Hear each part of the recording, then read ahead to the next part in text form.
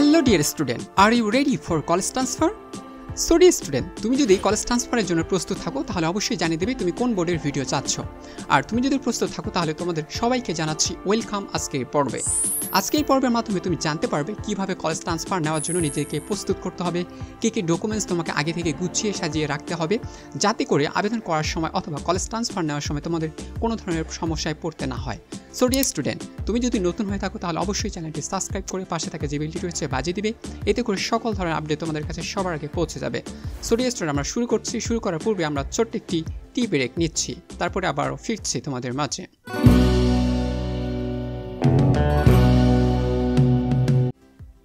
So dear student, প্রথমে আমরা কথা বলবো টাকা ম্যানেজমেন্ট কিভাবে করবে। দেখো, টাকা ম্যানেজমেন্ট বিষয়টা হচ্ছে তুমি যখন কলেজ ট্রান্সফার করবে সেই সময় অনেকগুলো তোমার টাকার প্রয়োজন হতে পারে। সেই টাকা তুমি পার্সোনালি দিতে পারো অথবা তোমার ফ্যামিলিগত টাকা হতে পারে। সো কত টাকা লাগবে সেই টাকার হিসাবটা আমি তোমাদের দিয়ে দিয়েছি। তারপরেও তোমাদের মিনিমাম 7 থেকে 10,000 টাকা তোমাদের ধরে রাখতে হবে। তুমি যদি সরকারি অথবা বেসরকারি কলেজে পড়ো, যে কোনো কলেজেই পড়ো না কেন, মোটামুটি তুমি সাপোজ ধরে রাখবা 7 থেকে 10,000 টাকা। এই 7 থেকে 10,000 টাকা তোমার আবেদন করার সময় অথবা কলেজ পরবর্তী কার্যক্রম করার সময় তোমার প্রয়োজন হতে পারে। এই জন্য তোমাদের টাকা পয়সাগুলো তোমরা আগে থেকে গুছিয়ে রাখবা।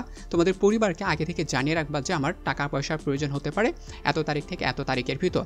যেহেতু নোটিশ প্রকাশ এখনও করা হয়নি, যখন নোটিশ প্রকাশ করা হবে তখন তোমরা কিন্তু বিপদে পড়তে পারো। তখন অনেক সময় দেখা যাবে অনেকে টাকার কারণে আবেদন করতে পারো না। সো আমি তোমাদের সতর্ক করে দিতে চাই, তোমরা আবেদনের জন্য নিজেদের প্রস্তুত করো এবং টাকা পয়সাগুলো নিজেদের কালেক্ট করতে শুরু করো। দ্বিতীয় নম্বরে আলোচনা করব ইনফরমেশন কালেক্ট করা। ইনফরমেশন কালেক্ট করা আমরা কি বোঝাচ্ছি? ইনফরমেশন কালেক্ট করা মানে হচ্ছে তোমার পার্সোনাল ডিটেলস, তোমার ফ্যামিলিগত ডিটেলস, তোমার বাবা মায়ের এবং তোমার কী কী ডিটেলস রয়েছে এই সকল ইনফরমেশনগুলো তোমাকে কালেক্ট করতে হবে। কালেক্ট করে তুমি যে কোনো একটা খাতায় নোট করে রাখতে পারো তোমার পার্সোনাল কী কী বিষয় রয়েছে, যেমন রোল নাম্বার, রেজিস্ট্রেশন নাম্বার, স্কুলের নাম বা কলেজের নামগুলো, প্রতিষ্ঠানের নামগুলো, এগুলো তুমি কিন্তু সুন্দর করে একটা জায়গায় নোট করে রাখতে পারো। এবার তোমার পিতা মাতার নামগুলো, তারপরে তাদের জন্ম তারিখ ঠিক আছে কিনা, আইডি কার্ড ঠিক আছে কিনা, সকল তথ্যগুলো তুমি সঠিকভাবে একটা খাতায় নোট করে রাখো, যাতে করে তোমার আবেদন করার সময় কোনো ধরনের সমস্যায় পড়তে না হয় বা তুমি আবেদন করার সময় কোনো ধরনের যেন ভুল না করো। কারণ অনেকে ইতিমধ্যে আমাকে প্রশ্ন করেছে যে ভাইয়া আমি আবেদন করার সময় ভুল করেছি, সো এই ক্ষেত্রে আমাকে কী করা যাবে। তো তোমাদের সতর্ক করে দিতে চাচ্ছি, আবেদন করার সময় তুমি যদি ভুল করো তার পরবর্তীতে তুমি কোনোভাবে আর আবেদন সঠিক করতে পারবে না। এই জন্য তোমাকে অবশ্যই সতর্ক থাকতে হবে। তৃতীয় নাম্বার, পেমেন্ট করার সময় ভুল করা যাবে না। যারা আবেদন করবে তোমাদের কাছে টাকার মূল্যটা অনেক বেশি, অবশ্যই পেমেন্ট করার সময় কোনোভাবেই ভুল করবে না, অর্থাৎ একটা জায়গা আরেকটা জায়গায় পেমেন্ট করে দিবে না, যাতে করে সেই টাকাটা তোমাদের নষ্ট হয়। সো নষ্ট হওয়ার থেকে তোমাকে অবশ্যই সতর্ক থাকতে হবে। এই জন্য তোমাকে পেমেন্ট করার সময় খুব ভালোভাবে সতর্ক করে তোমাকে পেমেন্ট করতে হবে। যে মাধ্যমগুলোর মাধ্যমে পেমেন্ট করতে বলা হবে তুমি সেই মাধ্যমগুলোর মাধ্যমে পেমেন্ট করবে, এবং যারা এই সকল বিষয়ের সাথে জড়িত রয়েছে তাদের মাধ্যমে কাজ করে নিলে সুবিধা হবে এবং তোমরা খুব ভালোভাবে কাজটা করে নিতে পারবে। চতুর্থ নাম্বার, আবেদন করার সময় কোনোভাবে ভুল করা যাবে না। আবারও বলছি, যারা আবেদন করবে তারা কোনোভাবে ভুল করবে না। ব্যক্তিগতভাবে তুমি আবেদন করতে পারো তোমার হাতে থাকা মোবাইল ফোনটি দ্বারা, অথবা যে কোনো কম্পিউটার দোকানে গিয়ে তুমি আবেদন করতে পারো। তবে এক্ষেত্রে তোমাকে মনে রাখতে হবে কম্পিউটার দোকান যারা রয়েছে তারা কাজটা ভালো করে জানে কিনা, এই কাজ সম্পর্কে তোমাকে আগে থেকে জানতে হবে। কারণ তুমি যদি নতুন কম্পিউটারে যাও সেই ক্ষেত্রে দেখা যাবে তারা ভুল করে কাজ করে দিয়েছে। যেমন ইতিমধ্যে আমাকে অনেকে বলেছে ভাই আমি কম্পিউটারের দোকানের মাধ্যমে কাজ করে নিয়েছি, কিন্তু তারা ভুল করে কাজটি করে দিয়েছে, যার কারণে আমার এই সমস্যা হয়েছে। সো তাদের ক্ষেত্রে আমি বলবো তোমরা যেন সেই ধরনের সমস্যায় না পড়ো, তোমরা যেন তোমাদের কাজগুলো সঠিকভাবে করে নিতে পারো। এই জন্য সকল তথ্য, ইনফরমেশন, ডাটাগুলো তোমরা কালেক্ট করবে এবং নতুন একটি কম্পিউটার না গিয়ে পরিচিত কম্পিউটারে যাবে এবং যারা এই কাজগুলো সম্পর্কে ভালোভাবে জানে, আবেদন করতে পারে, তাদের মাধ্যমে কাজটি করে নেওয়ার চেষ্টা করবে। আর তুমি যদি কাজটি করতে পারো তাহলে তো ভালো কথা, কারণ আমি তোমাদের ভিডিওর মাধ্যমে দেখিয়ে দেবো কীভাবে কাজগুলো করতে হয়। সো তোমরা এই সম্পর্কে সতর্ক থাকবে।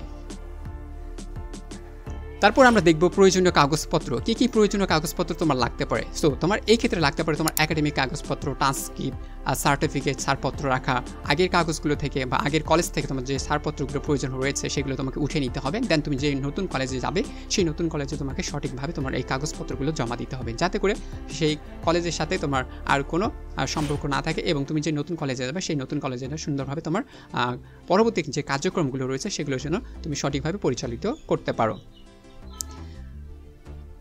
নতুন পরিবেশের জন্য মানসিক প্রস্তুতি নাও। যেহেতু তুমি একটা কলেজ থেকে আরেকটা কলেজে যাবা, একটা কলেজের পরিবেশ একরকম ছিল, আরেকটা কলেজে তুমি যখন যাবা সেই কলেজের পরিবেশটা আরেক রকম হবে।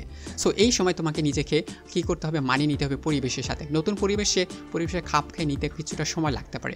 নিজেকে মানসিকভাবে শক্ত রাখবা এবং নতুন জায়গায় নিয়মকানুন এবং সংস্কৃতির সাথে মানিয়ে নেওয়ার প্রস্তুতি নেওয়ার চেষ্টা করবে, যাতে করে তোমাদের নতুন পরিবেশে কোনো ধরনের সমস্যা না হয়। নতুন কলেজ সম্পর্কে জানাশোনা বা বাড়ানো, অর্থাৎ তোমার নতুন কলেজ সম্পর্কে যদি জানাশোনা কম থাকে তাহলে অবশ্যই তোমাকে সেই কলেজ সম্পর্কে আগে থেকে জানিয়ে নিতে হবে বা জেনে রাখতে হবে।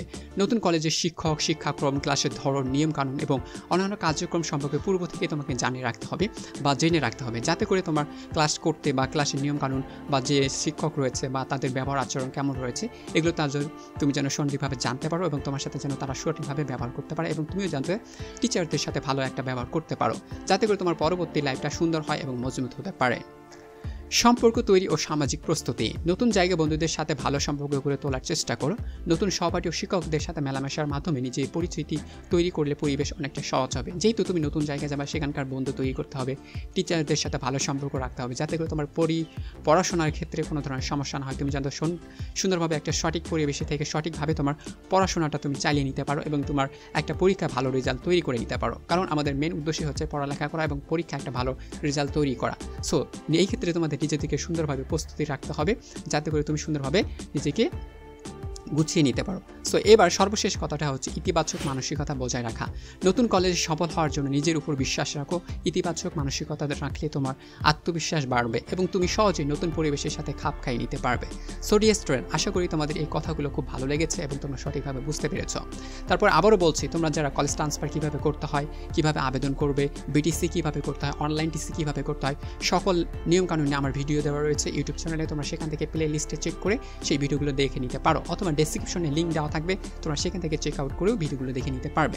সো ডিয়ার স্টুডেন্ট, আশা করি এই ভিডিওটি তোমাদের ভালো লেগেছে। যদি ভালো লেগে থাকে তাহলে বন্ধুদের সাথে শেয়ার মেনশন করে দাও, যাতে করে তারা উপকৃত হতে পারে এবং তোমরা উপকৃত হতে পারো এবং তোমাদের আবেদন করার সময় যেন কোনো ধরনের সমস্যায় পড়তে না হয়। সো ডিয়ার স্টুডেন্ট, এই ছিল আজকের পর্বটি এবং এই পর্বটির মাধ্যমে আমি তোমাদের অনেক কিছু তথ্য শেয়ার করলাম। এই তথ্যগুলো হয়তো অনেকেই শেয়ার করেছে, অনেকে আগে, হয়তো তোমরা অনেকে জানো না, আবার অনেকে জেনে থাকো। সো যারা জানো তাদেরকে আবার সাধুবাদ জানাচ্ছি, যারা জানো না তোমরা জেনে গেছো, অবশ্যই নিজেদেরকে প্রস্তুত রাখো, যাতে করে কোনো ধরনের সমস্যায় নিজেকে পড়তে না হয়।